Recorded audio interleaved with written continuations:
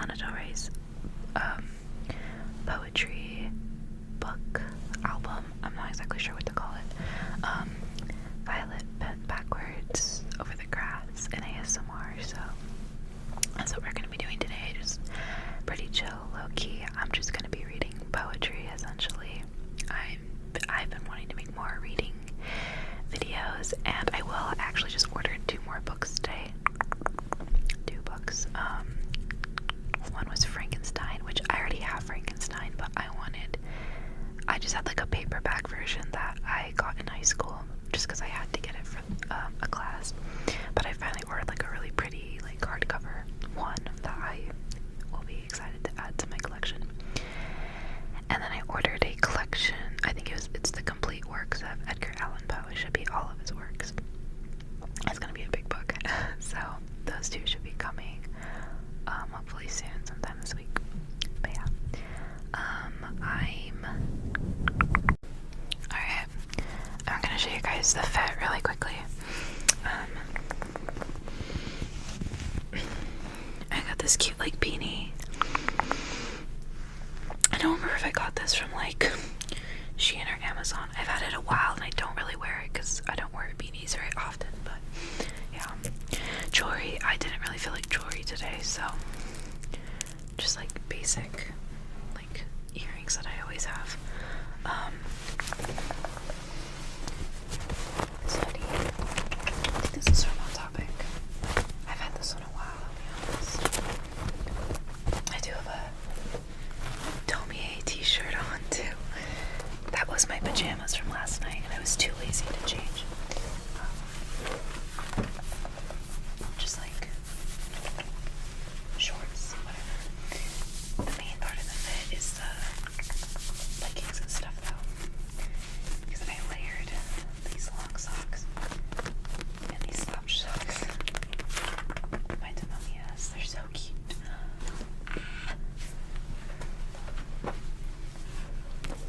There we go.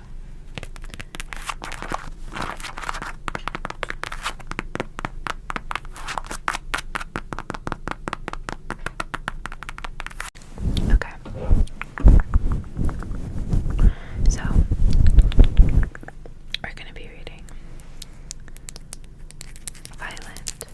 I keep wanting to say violent. Bent over,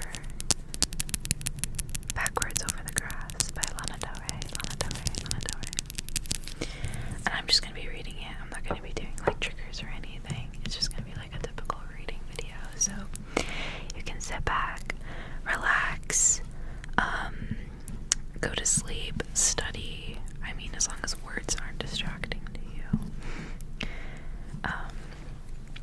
And yeah, I think she actually did a spoken thing of her poetry, so this is just, I'm giving you my audible book version. Okay. LA, who am I to love you? I left my city for San Francisco, took a free ride off a billionaire's jet. LA, I'm from nowhere, who am I to love you? LA, I've got nothing, who am I to love you? When I'm feeling this way and I've got nothing to offer. LA, not quite the city that never sleeps, not quite the city that wakes, but the city that dreams for sure. If by dreams you mean in nightmares. LA, I'm a dreamer, but I'm from nowhere, who am I to dream? LA, I'm upset, I have complaints, listen to me.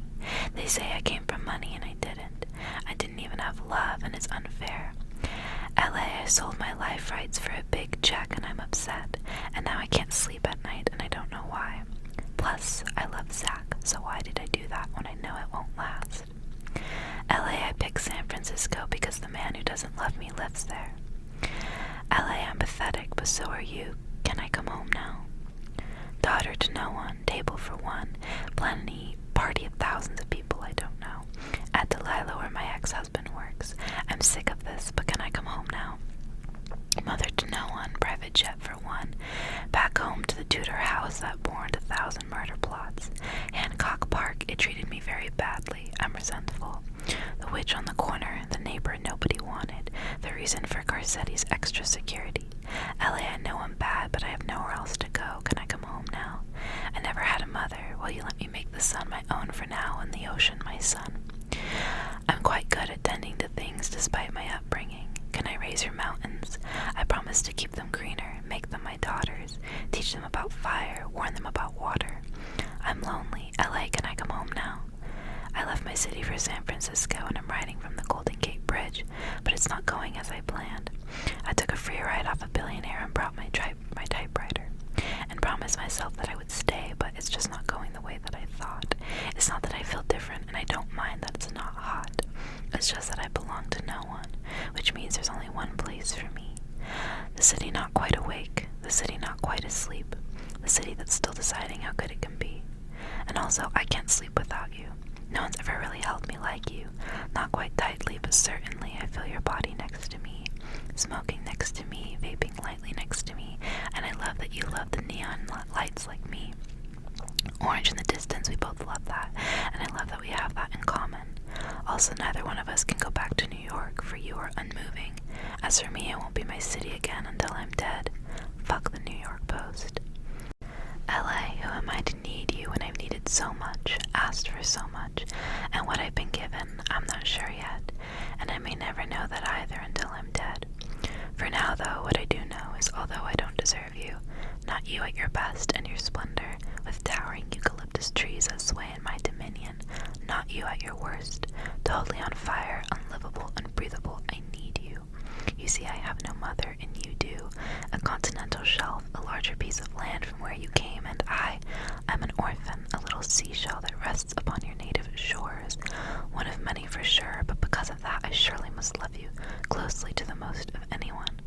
For that reason, let me love you. Don't mind my desperation, let me hold you, not just for vacation, but for real and for forever.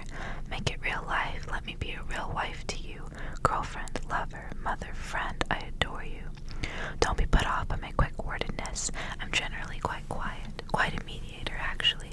I'll do very well down by the Paramahansa Yoganda's Realization Center. I'm sure, I promise you'll barely even notice me unless you want to notice me. Unless you prefer a rambunctious child, in which case I can turn it on too. I'm quite good on the stage, as you may know. You might have heard of me. So either way, I'll fit in just fine. So just love me by doing nothing, and perhaps by not shaking the country line. I'm yours if you'll have me, but regardless, you're mine.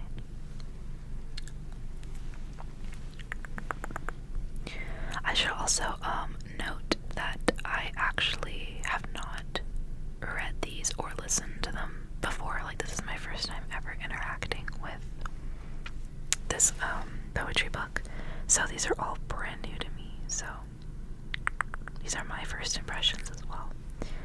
I will say I really liked that one. I might give a little review at the end of each. I really liked that past one.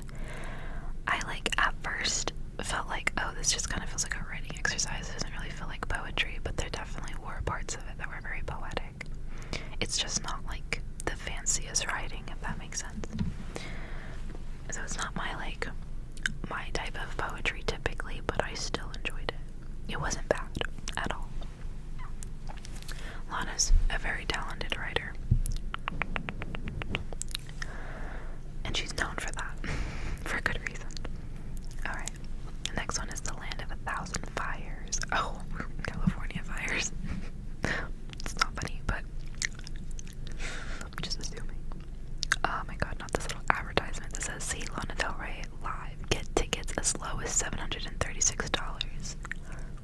You're calling $700 low? Be fucking for real right now. Okay. Two blue steel trains run through the tunnels of your cool blue steel eyes. Vernon, rock quarry, the vastness of which is nothing on your beautiful mind. Dylan, I hear Dylan when I look at you. I can see it in invisible ink like a tattoo. The yin, yang to my yang. The toughness to my unending softness. A striking example of masculinity, firm in your verticality, sure in your confrontation against all elements and duality. The sun to my wilting daisy. The earth to the wildflower that doesn't care where it grows. Renan, everything's burnt here. There's no escaping it. The air is fried and on fire. I've never really fallen in love, but whatever this feeling is, I wish everyone could experience it. This place feels like a person, familiar, like someone I've stood next to before, but never while I was standing next to you. Thank you for being here, for being witness to my vastness. Through the year, I've called you in and out of my orbit, you and your madness, the satellite that constellates my world, mimicking the inner chaos that I've disowned, a mirror to my past life retributions and a reflection of my sadness. If I'm going to keep on living the way that I'm living, I can't do it without you. My feet aren't on the ground. I need your body to stand on, your name to define me on top of being a woman. I'm scared and ethereal, and there are 7 worlds in my eyes. I'm accessing all of them at once. One to draw my words from in my muses, another one I try and harness late at night that lies somewhere off of the right of Jupiter. And then of course there's this one I live in, the land of 1,000 fires. That's where you come in. You, Vernon, Dylan, 2 blue steel trains running through the tunnels of your cool blue steel eyes to guide me far from the world of my early days that I can't quite make out clearly, that beckon me towards high sea cliffs on long car rides, towards a future place, a world unknown to me, made up of something surreal and dripping, flowers and solar systems oversized. You, Vernon, Dylan. No words needed to sponge up the dark nights, no explanations for the globes in my eyes, shoulder to shoulder in the factory light, letting me be who I would have been if everything had turned out alright. 3 alternative endings now course through my blood on ice, but I thrive because I say I do and because it's what I write. But honestly, if you weren't here with me, I don't know what things would look like. That's my why. No matter what world I'm in, I'm accessible by only one satellite. Vernon, Dylan, and you and your madness, with 2 blue steel trains running through your cool blue steel eyes. Now that one I liked a lot. That was definitely like my style of, like, the style of poetry that I really like. The writing and everything, like, that was really good. I liked that one a lot. It did not go where I thought it was gonna go either. Oh, next one is Violet Bent Backwards Over the Grass, which is the title track, or I guess I should say title track, but the poem that the book is named after. I went to a party. I came in hot, made decisions beforehand, my mind made up, things that would make me happy, to do them or not, each option weighed carefully, a plan for each thought, and then I walked through the door past the open concept, and I saw Violet bent backwards over the grass, 7 years old, with dandelions grasped tightly in her hand, arched like a bridge in a fallen handstand, grinning wildly like a madman with the exuberance that only doing nothing can bring, waiting for the fireworks to begin, and in that moment I decided to do nothing about everything, forever. That's so cute.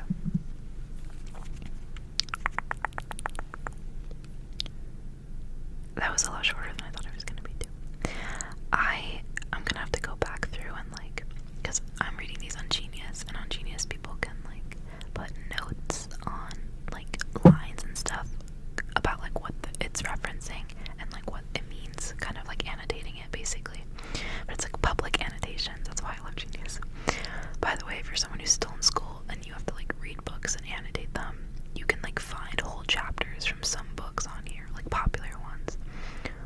And you can literally find, like, each individual chapters, and you can see the annotations that people put, so you can, like, do that. It's, like, a really easy way to not have to annotate it yourself if you don't want to.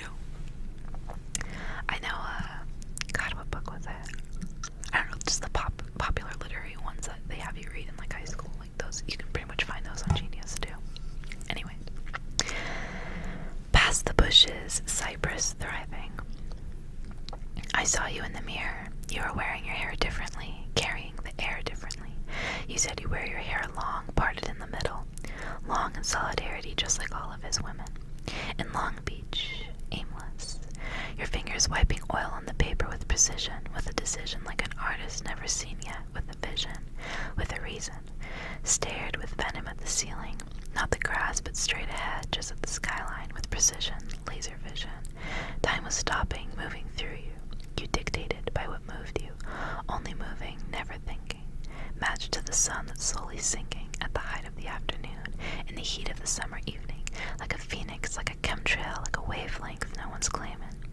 Georgia O'Keeffe, Georgia Peaches, doing nothing but your painting for forever. Forget teachers, forgive him forever leaving. Love is rising, no resisting. Cheeks are flushing, now you're living. Say goodbye now, no resisting. Live your life like no one's listening. Be the art, the life is breathing. Be the soul, the world is living. For you only, not forgiving, just for talking, no one's listening. At the end of Rose and Rich, down the street that's green and winding, past the bushes, cypress thriving, past the chain link fence and driving, further down the road less traveled, there you are, athleisure wear unraveled, now I see you clear. Standing stoic, blue in denim, eyes not blue but clear like heaven. You don't want to be forgotten, you just want to disappear. I like that one too. That one was very like rhymey, which I'm not always a fan of, but she didn't do it in like a very overly repetitive way. Also, there's nothing wrong with rhyming. I mean, like, obvious, like when you rhyme like driving and thriving, that's always like ing. It's such an easy thing to rhyme. But I really like when people rhyme, I don't know, like two words that you wouldn't really think of, that, rhyme. It just feels more natural that way. When it's like just a syllable in there somewhere that connects the two. I still liked that one though. I definitely think I liked, I forgot the second one's name, the second poem, the best so far. I'll tell you my favorite at the end. We'll see if I have a favorite. Alright, this one is Salamander. Get out of my blood, Salamander. I can't seem to blow off enough steam to get you out of my head. Soul cycle you to death, run you out of my blood to San Petro. And yet everywhere I go it seems there you are, and there I am. You don't want to sell my stories anymore. Stop pushing me. Some stories are meant to be sold, some words aren't meant to be told. I want to leave them underneath the nightstand to be forgotten, or remembered should my thoughts come upon them in the middle of the night after a long beach day, or by you some afternoon to thumb through your worn, warm after-work hands. I love you, but you don't understand me. I'm a real poet. My life is my poetry, my love-making is my legacy. My thoughts are about nothing and beautiful and for free. You see, the things that can't be bought can't be evaluated, and that makes them beyond human reach. Untouchable, safe, otherworldly, unable to be deciphered or metabolized. Something metaphysical, like a view of the sea on a summer day on the most perfect winding road taken in from the car window. A thing perfect and ready to become a part of the texture of the fabric of something more ethereal. Like Mount Olympus, where Zeus sent Athena and the rest of the immortals to play. See, I really like this one. That's definitely the type of writing that I like.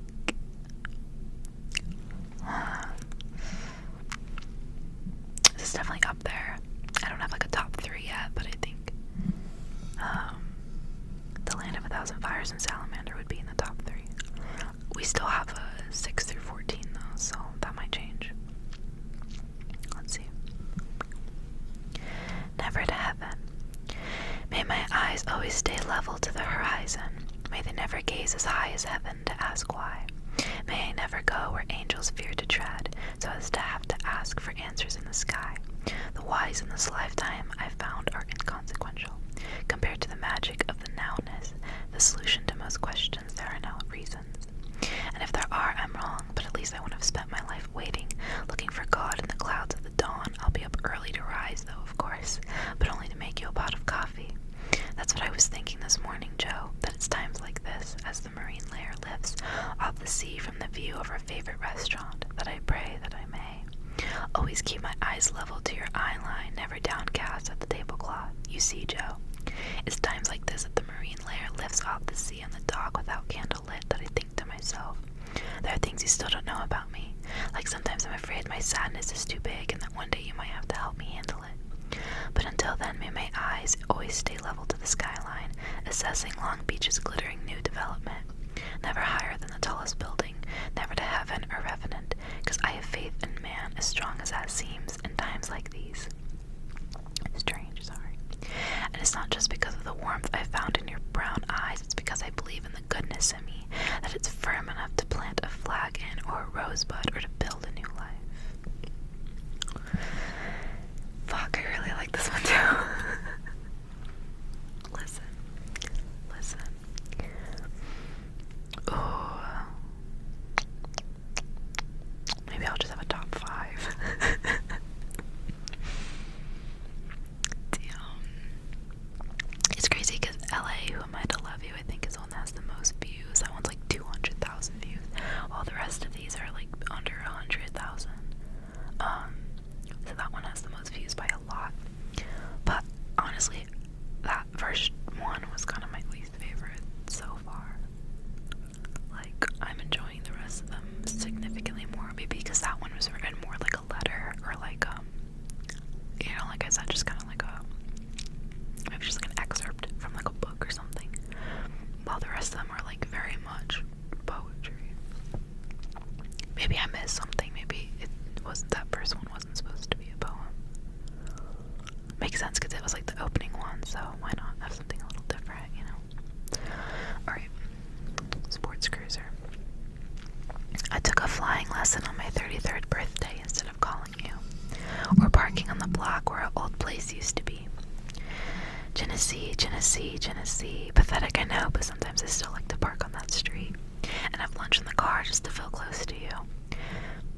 I was once in love with my life here, in that studio apartment with you. Little yellow flowers on the tops of trees as our only view, out of the only window, big enough for me to see our future through, but it turned out I was the only one who could see it. Stupid apartment complex, terrible you who I wait for, you, like a broken record stuck on loop.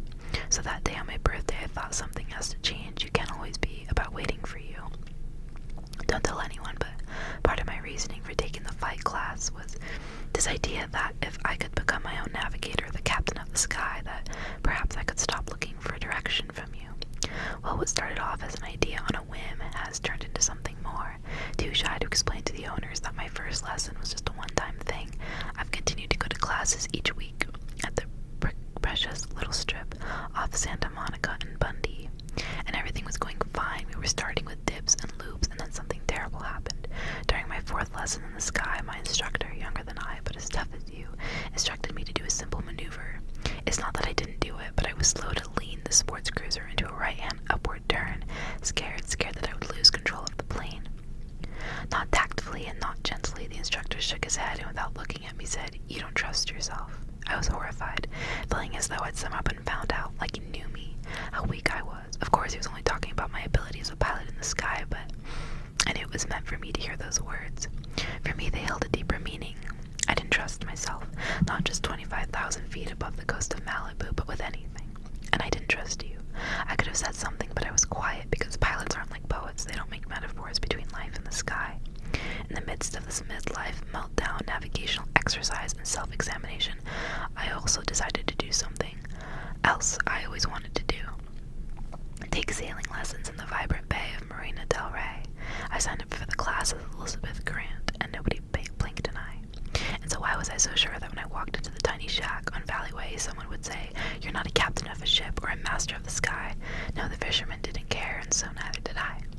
And for a brief moment, I felt more myself than I ever did before, letting the self-proclaimed drunkard captain's lessons wash over me like the foamy tops of the sea. Midway through, my forehead burning and my hands raw from driving, the captain told me the most important thing I need to know on the sea. Never run the ship into irons. That's nautical terms for not sailing the boat directly into the wind. In order to do that, though, you have to know where the wind is coming from, and you might not have time to look up at the mast or up further to the weather vane, so you have to feel where the wind is coming from, on your cheeks and by the tips of the white waves from which direction they're rolling. To do this, he gave me an exercise. He told me to close my eyes and asked me to feel on my neck which way the wind was blowing. I already knew I was going to get it wrong. The wind is coming from everywhere. I feel it all over, I told him. No, he said, the wind is coming from the left, the port side. I sat waiting for him to tell me, "You don't trust yourself." But he didn't, so I said it for him. I don't trust myself. He laughed gentler than the pilot, but still not realizing that my failure in the exercise was hitting me at a much deeper level. "It's not that you don't trust yourself," he said. "It's simply that you're not a captain. It isn't what you do." Then he told me he wanted me to practice every day so I would get better. "Which grocery store do you go to?" he asked. "To the Ralphs in Palisades," I said. Okay, when you're in the Ralph in the Palisades, I want you, as you're walking from your car to the store, to close your eyes and feel which way the wind is blowing. Now, I don't want you to look like a crazy person crouching in the middle of the parking lot, but everywhere you go, I want you to try and find which way the wind is coming from, and then determine if it's from the port or starboard side, and so when you're back on the boat, you have a better sense of it. I thought his advice was adorable. I could already picture myself in the parking lot, squinting my eyes with perfect housewives looking on. I could picture myself growing a better sense of which way the wind was blowing, and as I did, a tiny bit of deeper trust also began to grow within myself. I thought of mentioning it, but I didn't, because captains aren't like poets. They don't make metaphors between sea and sky. And as I thought that to myself, I realized that's why I write. All of this circumnavigating the earth was to get back to my life. 6 trips to the moon for my poetry to arise. I'm not a captain, I'm not a pilot. I write. That was really cute. It was a lot more in the style of the first one. I was wondering if she was going to do another one in that style, and she did. I don't hate it though. Like I said, I still like it. It breaks it up so that, all the poems don't have, or the poems have different vibes, I guess, if that makes sense. Alright. Next one is Tessa di Petro. No one ever touched me without wanting to kill me. That's a crazy first line. I mean, to be fair, she has a song where, like, the first line is, my pussy tastes like Pepsi Cola, so. My pussy tastes like Pepsi Cola. My eyes are wide like cherry pies. Oliver fucked up my hand earlier. I was playing with him, and he was supposed to grab the toy, but he just latched onto the back of my hand. No one ever touched me without wanting to kill me, except for a healer on 6'3" in Richley, Tessa di Petro, recommended casually by a medium I no longer know. She said my number one problem was that my field was untrusting. When asked what to do, she paused and said nothing, which sent me right into uncontrollable sobbing, because there's never anything you can do about the important things. She said, okay, one thing you can do is picture the floor rising up to support you and sink into the back of the bed that's behind you. Too much of your energy is in front and above you, which for some reason made me think of a live show I'd seen. Jim Morrison at the Hollywood Bowl in 1968, check date. The blue trellis lights gave him an unusual aura, like a halo or something, made him 8 feet or taller. I remember just thinking he looked out of his body, but definitely like a god on stage.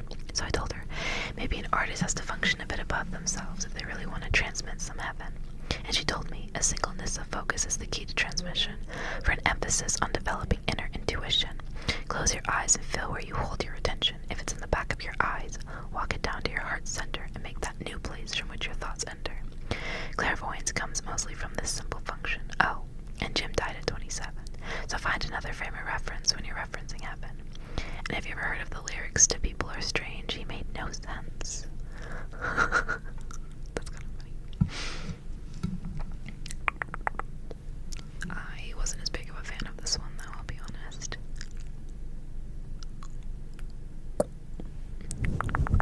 Alright. Quiet waiter, blue forever. You move like water, sweet baby, sweet waiter, making the night smile to no one you cater. Silent woodworker from midnight to later, my lover, my laughter, my armor, my maker. The way that I feel with you is something like aching inside of my stomach. The cosmos are baking. A universe hung like a mobile, the alignment of these planets unique. In me the earth moves around the sun, no land, all sea. Water world, sun chaser, tropic of Cancer, southern equator. I'm the crying crustacean, sunbathing on paper moon. Let's rewrite the beginning of this primordial ooze, shall we, my love? Am I being brazen for saying this year makes me feel like we could have wrote it better than him? But who am I, just a girl in love, dreaming on paper, rearranging the salt for the paper. In love with you, my quiet waiter, summer, blue, forever. Call me when you're done with work, I'll pick you up later, the darker the better. That one was interesting. I did like that one.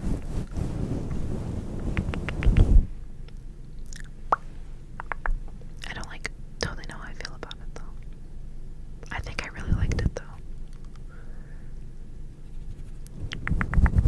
Some of these I'm definitely gonna have to I have to listen to her read them.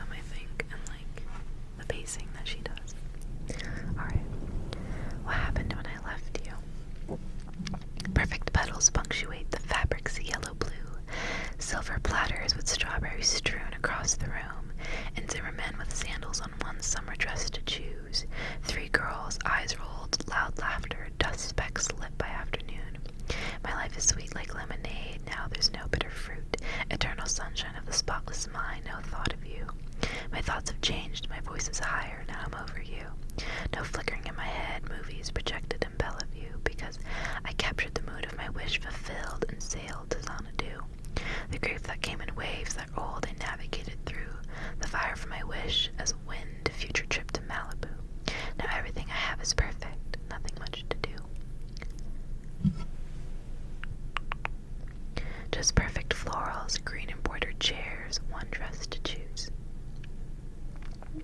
I really liked that one a lot. It's a shame it was so short, because I did like the flow to it.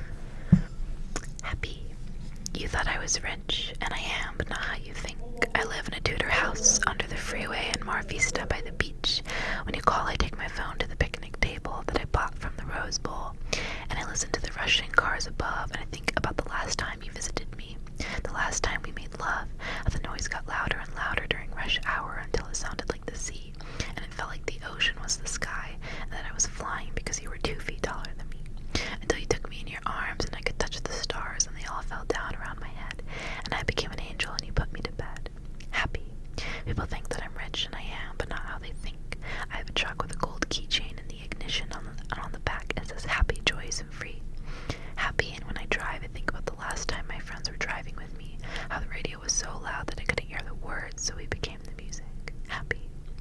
They write that I'm rich, and I am, but not how they think. I have a safe I call the boyfriend box, and in it every saved receipt, every movie theater, just to remind me of all the things I've loved and lost and loved again, unconditionally. Happy. You joke that I'm rich, and I am, but not how you think. I live in a Tudor house under the freeway off of Rose Avenue, 12 blocks from the beach, and when you call, I put your sweater on and I put you on speaker and chat for hours underneath the trees and think about the last time you were here lying next to me. How the noise from the cars got louder and louder during rush hour until it sounded like a river or a stream, and it felt like we were dreaming, but it wasn't just a dream. We were just happy. I really liked that one. I liked the format of that one a lot. And I like that she put the word happy throughout it. That one's definitely up there. Alright. My bedroom is a sacred place now. There are children at the foot of my bed.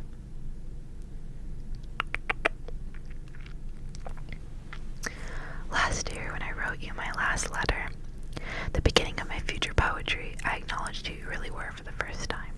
I didn't call you by any other name. I let you know that I knew the true nature of your heart, that it was evil, and that it convinced me that darkness was real, that the devil is a real devil, and that monsters don't always know that they're monsters. But projection is an amazing thing. After you left and burnt the house down, you tried to convince me that it was I who was holding the matches. You told me that I didn't know who I was, but I do. I love rose gardens. I plant violets every time someone leaves me. I love the great sequoias of Yosemite, and if you asked my sister to describe the first thing she thinks of when she thinks of me, she would say campfire smoke. I'm gentle and funny when I'm drunk, but I haven't been drunk for 14 years. I go on trips with my friends to the beach who don't know that I'm crazy. I can do that. I can do anything, even leave you. Because my bedroom is a sacred place now, that there are children at the end of my bed telling me stories about the friends that they pretend to hate and that they will make up with later. And there are fresh cut flowers that I grow myself in vases from the yard on nightstands, hand carved by old pals from Big Sur. And the longer I stay here, the more sure I am. But the more I step into becoming a poet, the less I will fall into being with you. The more I step into my poetry, the less I will fall into being with you. The more I step into my poetry, the less I will fall into bed with you. I really liked that one a lot, actually. Damn it.